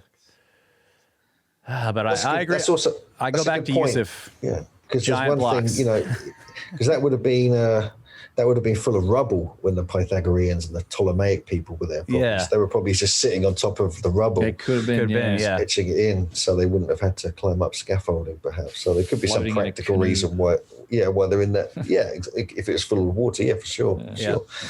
But this is a good shot here. Look at this. It just God. shows you the magnitude of some of these ridiculously large. Yeah. Yeah. I mean, just to think about quarrying these 100 miles from Aswan, or is it 80, 90 miles from Aswan? Yep. Where this came Upper from. Egypt. And But so still, you've got to bring that over, you've got to quarry it, bring it over, carve granite into that shape, somehow lower it if it was lowered. It's just, put into place. it's just absolutely remarkable. Then you see these beautiful And then right there, polygonal blocks, they were flattening the wall and stopped. That's the most interesting part yeah. of this site to me. Wow. The Look at the blocks are pillowed out, and then somebody was coming yeah. along and flattening it out and making the whole thing smooth, and they never finished. Look at that. Wow. That is, and you can see where they just stopped work, and the scoop marks Yeah, are you're right. gigantic. They were smoothing that wall out, taking off a couple of inches of material to make the whole thing flat, and they didn't get it. They didn't get it done. And there's- there are a couple places like that. It's very much like that third pyramid. That Yeah. same spot that's flat and then it pillows out around it. And there's something similar in Don't the know. what is it? It's not Karnak. It's what's the place with the wheels? Oh, Abu. No, the Abu Konark. Ghraib. Konark. This yeah. is it's in India. Okay. So this is a completely different place, but Yeah. but Egyptian wheels. they're carving these like giant, very incredibly intricate wheels, and there's a place where you see one of the wheels, and halfway up, it's there. It's all like beautifully intricate, and then at the top, it's just blank. Like it looks like some kind of CNC machine was going in and making all the detail, and just went halfway up the wheel and stopped. Yeah. Stopped. Like there's all the little figurines, and they're just really detailed, and then they're gone on the upper part. Yeah. It's very similar. That in this shot here, just in the middle, you see that tiny little, is that a tiny little stone? Yeah, just there's there? another one here too. You get a few of Oh these. yeah, as look well. at that. This is very Peruvian again. Yeah. wow, yeah. Just a little detail. I mean, there's no purpose for that unless they're just playing. They're just. I wonder, how much of this. One of the things it was quite hard to make out here is if stuff's mirrored like it is in the Valley Temple. Yeah, I think right. some of it is. There is Some of it there are is, I parts- think. Yeah. Some of it is mirrored as well, so we do get the same kind of principles at play. Okay, so now I also see that the doorway is cut up into the lintel block. That's Yep. what I was seeing when you were looking in there. Okay, yeah. Yes, this here. Yeah. Yeah, Yep. You see that on all of them. yeah. You get that. You get the same technique, I think, at Tiwanaku, Pumapunku. Yep. I think so. In Bolivia. So, and at some of the classic kind of sites around Cusco and the Sacred Valley. But Yeah, I think so now Coricancha. What possible purpose does that serve other than aesthetics? I mean, Yeah. Yeah, I don't know. Come on, Ben. Another inside corner. We got you here for answers, bro. That's what Yeah. you're here for. It's the default answer Okay, for the actual purpose. something is swimming under there. Yeah, there might be a swamp monster in that green lagoon. Ugh. Oh, Yeah, man. it does again. It's another 12 or so feet, and there's a connection. So they have a problem pumping out enough water because there is a shaft that leads off and down from the area that goes down another, I think, 12 feet or something. There's more granite blocks. There's a shaft that then also leads off a small shaft that apparently that's where a lot of the water comes in from, but it leads off in a direction. I'm not sure anyone knows where that goes. It's been constructed. So there were things below this as well. Yeah. And we just don't know. And in fact, I heard the guards when we were there talking about it, they were literally saying that they'd be pumping out the water, but it's a lack of funds at the moment. They just, because of the tourism and everything, they're just like, no one's coughing up enough money just to even get a couple guys in here working on these machines to pump out the water, which is, I'm baffled by. Like, who wouldn't want to do that investigation? Or even just, I don't know. All right, let's go get a job, guys. Yeah, we can do this. Yeah. Yeah. I mean, just pitch one of these universities guys that have the partnerships with the Council of Antiquities. Yeah. I don't understand it. It's just what frustrates me the most about this stuff is I don't understand why there isn't more effort done in tackling this and using things like laser scanners, like proper high definition ones. And, all of the surface roughness tests, more investigation into how these could have been made, like the construction methodology. Yeah. It never seems to be the focus of the authorized institutional sort of driven investigations. And it's just, why is it down to the tourists and the groups that are in like this that come along with iPhones and, with the LiDAR scanners, and that's the only time that sort of thing ever happens. I just feel like it's the tools we have today are non-invasive. They won't hurt anything, and they could shed a lot of light on this stuff. And I think there's a lot of institutions that have the access to these sites and the partnerships to research them. They're not doing it. That's the thing. I get that a lot. That it's like going back to the time of Flinders Petrie and not later with Chris Dunn. That they tried to reconstruct like a smaller version of the pyramid. People have failed miserably trying to do it. They've never even tried to reconstruct the Osirion or the Valley Temple or anything like this because they know they can't do it.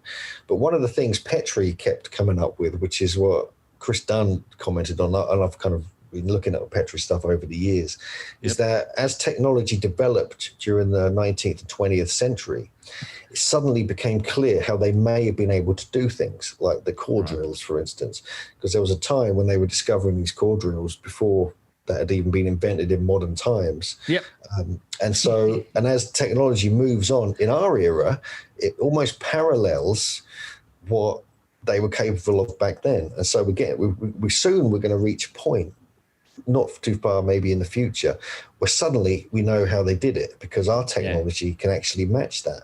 It may have been like magic, to the people who didn't understand it, the non-initiated. But so what is going on? And so I think we have to wait to see where our technology goes to, then we can understand where they were up to, and I think this is one of the ways you have to look at it. We're not quite there yet. That's exactly what I have the same thought. It's just like, I think the answers to, we're well and truly advanced in a lot of directions, but our civilization's technology went in a certain direction. And I think we're in some other directions, we're only getting started. And I think some of the answers to this stuff may lay in some of those realms that we have yet to fully understand or to properly investigate. And I just think we should be open to that possibility when we're looking at these sites, because that seems to be a strong possibility when you look into like the construction methodology, the precision, and all these other aspects of this stonework, and that opens up the door to functionality, and purpose. But if we consistently just try and put this stuff in the box of, well, it's copper chisels and flint chisels, and it's all ceremonial, and it's all, for rituals and things, and it's all within that box of what we know of this primitive civilization that didn't have this capability, then we'll never get there. But I think that's a technology aspect's one that's just like that. It always drives me insane. And Flinders Petrie understood it. it wasn't until his time that we had enough capability to even put some of this stuff into context to understand that we're looking at a real mystery. You know, that's it's a meta point in all of this. There's a nice keystone cut. That's a good one, yeah. And, you know. Yeah, and I agree. I mean, I got a question actually. I mean, do you know if they found any metal in any of these keystone cuts? Because I haven't found anything that if there's that. I mean, I know there's some metal has been found in the Great Pyramid, different alloys and stuff like this. But here, I mean, are you aware of anything? Because I've not heard of it. I don't think so. I don't think they've really found much at all. It all would have gotten removed, I imagine. I know there's some keystones, some of these cuts that have that. Like the green, if the in granite that have the green tinge of what would have been copper, I guess, and so there's some evidence of that. But no, I don't know of any that have been actually found with metal. Like I said earlier, there's that. There's one example I think in the Ashmolean with Seti's name carved on it. You know, right? The wooden one. But that could have easily been put in later. Yeah, and because all the metal disappeared. But who knows? I mean, and that's one of the ways they kind of dated the Osirion. Well, one of these wooden keystone kind of clamps. If there are metal keystone clamps, there's still a bunch in there. So. You know, in the stones that are still together, there should be a lot of them preserved. Stone, like there's that, it almost as if it's like a slid-on hinge, but I don't know if that's exactly what. Yeah, that's what that looks like, a tongue and groove connection right there on those. I'm not convinced it is after taking a closer look at it on this trip, but it's almost like it's been cemented in now or something in modern times. But it's definitely been like quarried. That whole block's been quarried, and there's a similar like cut on top there as well. That's I see it on top of that block, so it's another like some sort of keystone. But I just want to. There could have been another layer on top of there too. I think there was. Yeah, I want to add to what you guys were saying about these ancient sites, and I think this is the other thing that bothers me about this is it doesn't look like whoever was building them, however long ago it was, they were in mid work, and it stopped. Yeah. And they never came back to it. And you see this at Ollantaytambo, and you see this here, and Serapeum. At the Serapeum. Like something happened to people who could do stuff like this, and the all over the world. The obelisk too, the unfinished obelisk. It's the same thing. They're in the middle of working on this monumental, massive stone project using whatever tools. Whatever they were using to cut that thing out of there, and they're smoothing the walls down. They're building the blocks. They're moving the blocks into the Serapeum. You know, at Ollantaytambo, they're moving giant blocks up, down one mountain and up another, and they didn't get to complete the project.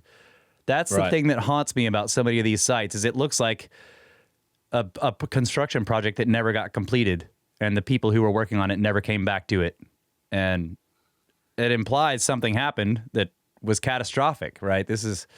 Seems to. Yeah. I can't argue that. That does seem like some of it seems unfinished, and a little random. But I also don't know if that's the right conclusion. I mean, it's just I don't know if that's. Yeah. It may not be the right. Conclusion. If that's a part of the perspective that we're looking at it in terms of how we would do it. There's and I mean, I get the same feeling. Like definitely, like there's boxes in the hallway. There's unfinished boxes. There's work on the third pyramid here at Ollantaytambo. It looks like, you know, stuff was in motion for sure. Like blocks across the river are being pushed. But it does. Yeah, something may have happened. I mean, that it does seem to indicate some sort of cataclysm. With some of these walls and the third pyramid and things, I don't know. Like with the finishing parts, it's just I can't tell if that's intentional. It's certainly intentional or not. I mean, it definitely seems like, well, we're halfway through it, and they started it, and then it's just tools down. So. Yeah, and I mean the big obelisk, like if the story that we're told is you know they're cutting that thing out and they find a flaw, right? So they're like, okay, we can't use it. Well, you've cut most of it out of there. You would take some blocks. You would start using it for blocks, right? That's what I mean. It's like the same thing at Baalbek. Those blocks that are still in the quarry. Yeah, the quarry. They're like, well, they were too big. Just put them down. You know. No, you would cut that up into smaller blocks. That is something I've researched quite a lot, actually, is the idea of the quarry being the sacred birthplace of the later temple. I've written a few articles about it for all these sites, including Aswan and Baalbek. And one of the ideas is that where you take the stone from, that's like taking it from the mother. That's like taking it from the earth, Gaia. Yep. And so that is the sacred spot. And then you actually choose where that goes very carefully to be used. And there's often a geodetic principle between where it's quarried and where the site actually finishes up. Like, for instance, Aswan Quarry is, if you draw a line from the center of the Aswan Quarry stone to the center of the Great Pyramid on the Giza Plateau, it's 365.4 nautical miles. And that is exactly the amount of days in a year, for instance. Close. We have the same principles with the Bluestone Quarry in Wales, linking with Stonehenge. There's a perfect geodetic 5, 12, 13 Pythagorean triangle linking them up with this small island and Stonehenge and the Bluestone Quarry, and it goes on and on and on. You could go into all the different sites, and you don't mess with the sacred origin point of the temple. And so this was, you leave that alone. And actually, like in Olmec land, for instance, up at the basalt quarries in the Tuxtla Mountains, there's actually areas where rituals today are still carried out on these particular quarry sites. And so it becomes part of the whole system. And so sometimes leaving something unfinished is like also a signature of the builders, of the kind of the godlike builders who are building these things. So there's different, it's just a theory. It's just something I've kind of been looking at over the years, and I keep seeing the same kind of ideas pop up. There's always the biggest stone is left in the quarry. Yeah. That's one thing that interests me. Like, it's really big stones. Right? Baalbek, Aswan, even at Easter Island. The largest Moai is unfinished in the quarry. Yep. Potentially at Stonehenge, there's actually 2 quarries. There's 2 types of stone there. So there's something about that. I think the Aswan and the Granite quarry is really interesting, because some of the granite also came from Elephantine Island as well. Not all of it came from, which is the same area as Aswan, obviously. But so it's transported over water, then taken up the Nile and all this kind of stuff. So, there's more, I think there's more to it than just leaving it unfinished. There may be a purpose for it. That still implies a global tradition. It does, yeah. And again, it's just a theory. So I think that's fascinating. Yeah. But if it's on Easter Island, all these sites all over the place, still you're still like, okay, whoever was doing this has still got the idea, like the quarry is the mother. You leave the biggest stone there on purpose, and that was happening all over the world. It's still a global. That's a great example here of the same. I was trying to say, like, the perspective. Like, it's we look at it from a work side and a thing, and we're like, it looks unfinished, but like from a geodetic perspective, there's significance in some of that stuff. From other perspectives, and that's I think understanding perspective is such an important. And it's just working out, like, there's always this question mark. There's something that's come up a lot in this today in our talk today is is it unfinished or is it deliberate, like that? It's like, is it an artistic thing that the certain designers or artists or designer, whatever you want to call them, were actually like, this is my thing, this is my signature. I want to leave that bit flat, and that bit's going to be puffy next to it. This is something I'm continuing. It's a tradition of this particular line of initiate builders, that they do. They could be connected worldwide. There could be this tradition. Because the people who were building this stuff had secrets. Not everyone knew about this. This was a secret tradition, and it was passed down. It's ended up in, the realms of the secret societies and the Freemasons and things like this, because that's their kind of prerogative. And, so we don't know the deeper reasons, but it's just, it's so mind-blowing when you see all the, because you find so many of this, what appears unfinished, and also these unfinished quarries. It's just utterly bizarre, but research. You're right. Now that I'm thinking about it, I could see esoteric, like the imperfection is put in there on purpose. Like that is a tradition that is found in certain, like I know, like I can't remember exactly all the details, but Arabian rug makers, I think, did this. They would purposefully the masters would purposefully put a flaw somewhere in the tapestry that they were making or whatever, and it's on purpose because they're saying that, like, I'm not like the gods, the gods are perfect, or at least that's what I was reading that it may mean. I'm not sure if anybody knows, but the idea of leaving imperfections on purpose is There you go. Yeah, it's interesting. And the symmetry being not quite right in the temples, like there is some sort of meaning and symbolism and purpose of some form to that stuff. Yeah, you're right. Natural and raw. Yeah. Well, while you were talking about that, my brain went in a completely different direction, but I was thinking about the the magnetic field lines that are in the rock, right? Because like when the rock was formed, the magnetic field was a certain way, and so a bunch of things are aligned within the stone. Mm-hmm. So if they were thinking in this geodetic sense, when they're cutting these rocks out and they're taking them somewhat far away, maybe they mark the stones and they put them all together where those field lines are still flowing in together, right? The same. I'd be interested to know. That's a really interesting idea. If this was a tradition, because we typically only do these core samples on things that are debated as to whether or not it was built by ancient people or it was, or it was a natural thing, like with rock wall. And so when they find that all the magnetic field lines are the same, they're like, it's natural. Yeah. Yeah. But if that was a consideration, there's one place where they've proven that to be the case, actually. This is Avebury in England. Yeah. This is like the largest stone circle in the world.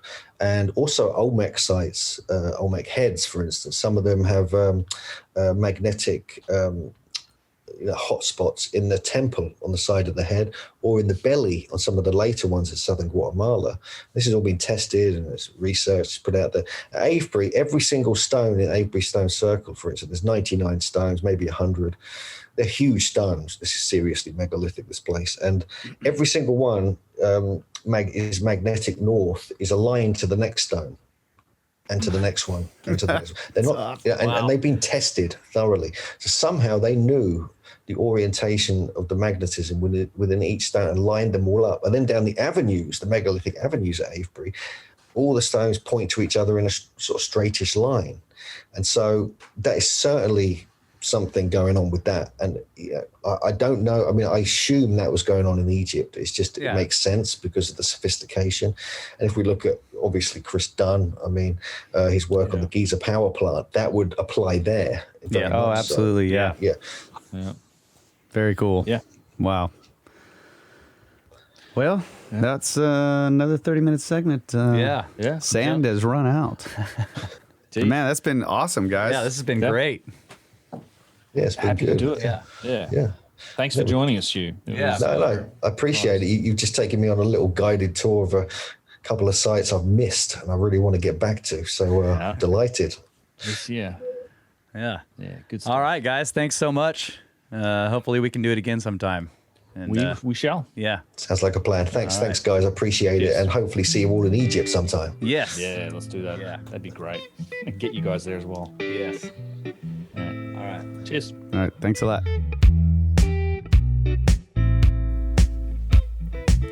All right. That's a wrap, folks. Yep. Another fantastic soon-to-be video. Yeah. Swapcast with Ben from UnchartedX and Hugh Newman. That was really great. Yep. I'm a huge fan. Yeah. I like the way Hugh thinks. Yep. Yeah, we got to get him on the show. Get him on the show. Yeah, for sure. Force him. Yeah. Make it happen. Talk Giants all night. That's right. I love that. That's what I'm talking about.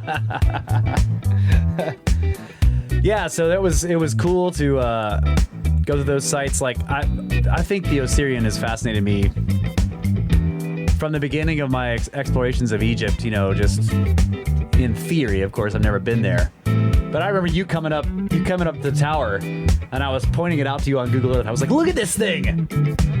These guys were building this temple right here, and they dug this out of the sand." And you were like, "Holy shit!" I was like, "Yes, it was ancient to those guys who were building that ancient temple." That's a really cool idea. I love that. Yeah. So hopefully that's what happened, because that's what I've been telling everybody ever since. I want the casing, the limestone in granite to be some type of functional purpose, and you want that rough edge. You don't want flat surfaces. You don't want parallel walls. Yeah. Like I can relate to that. Like in the studio. Yeah. You don't want parallel walls. You want rough surfaces. Yeah. So you take this rough, like incredibly weathered stone. If nature has done it for you, great.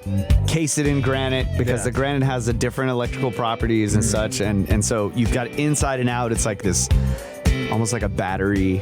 Yeah. This is what I was thinking the whole time. Wow. I'm like, okay. Hey, that's cool. But how does this relate to the water? Does the water play a role here?